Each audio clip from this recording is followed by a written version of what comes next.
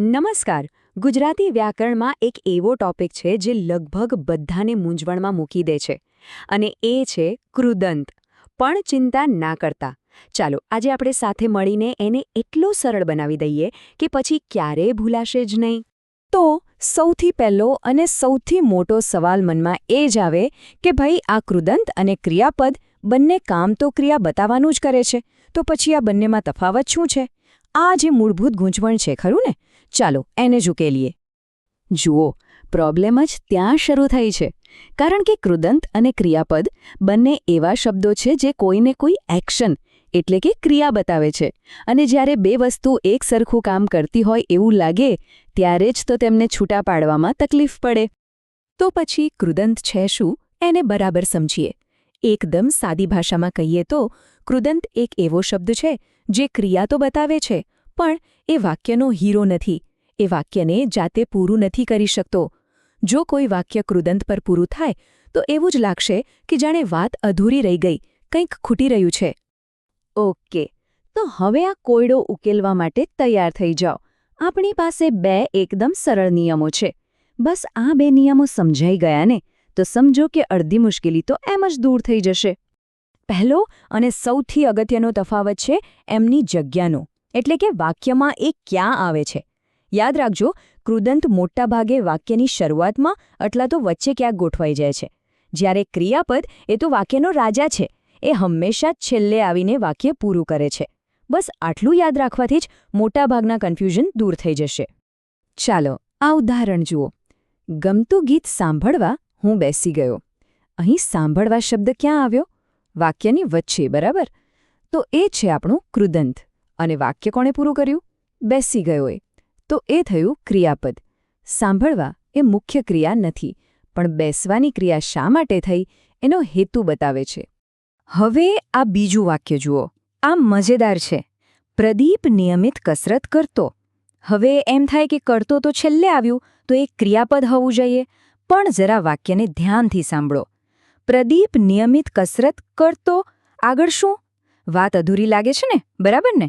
જો વાક્ય એમ હોત કે પ્રદીપ નિયમિત કસરત કરતો હતો, તો એ પૂરું થાત અને કરતો હતો ક્રિયાપદ બને.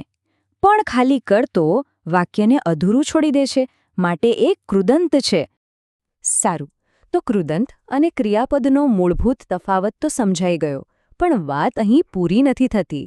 કહાણીમાં હજી એક ટ્વિસ્ટ છે.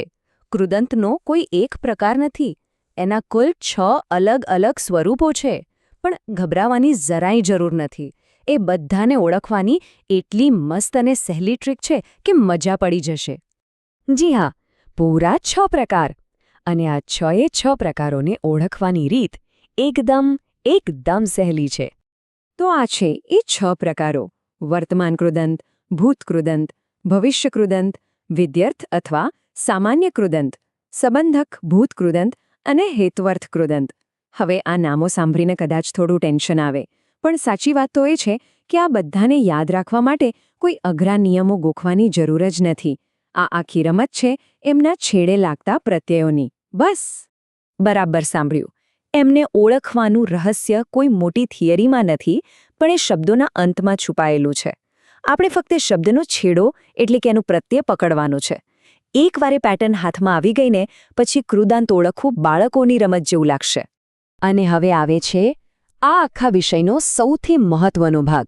એક એવી માસ્ટર કી જે કૃદંતના બધા જ તાળા ખોલી નાખશે. ચાલો હવે એ જાદુઈ ચાવી જોઈએ જે આખી ગૂંચવણને એક ઝટકે ઉકેલી નાખશે. આ રહ્યો એ કોષ્ટક. આ જ છે આપણી માસ્ટર કી. અહીં જુઓ, દરેક પ્રકારના કૃદંતની સામે એના ખાસ પ્રત્યયો આપેલા છે. વર્તમાન કૃદંત માટે તો, તી, તું, તા. ભૂત કૃદંત માટે યો અથવા લોવાળા પ્રત્યયો. ભવિષ્ય માટે નાર. બસ આપણે ખાલી શબ્દનો છેડો જોવાનો છે અને આ કોષ્ટક સાથે મેચ કરવાનો છે. અને આ માસ્ટર કી વાપરવી કેટલી સહેલી છે ખબર છે? ફક્ત 3 સિમ્પલ સ્ટેપ્સ. સ્ટેપ 1, વાક્યમાં જે શબ્દ ક્રિયા બતાવે છે એને શોધી કાઢો. સ્ટેપ 2, એ શબ્દના છેડે કયો પ્રત્યય લાગેલો છે એ ચેક કરો. અને સ્ટેપ 3, એ પ્રત્યયને આપણા કોષ્ટકમાં શોધીને એનો પ્રકાર જાણી લો. બસ થઈ ગયું. ચાલો વાતો નહીં, સીધું કામ કરીએ.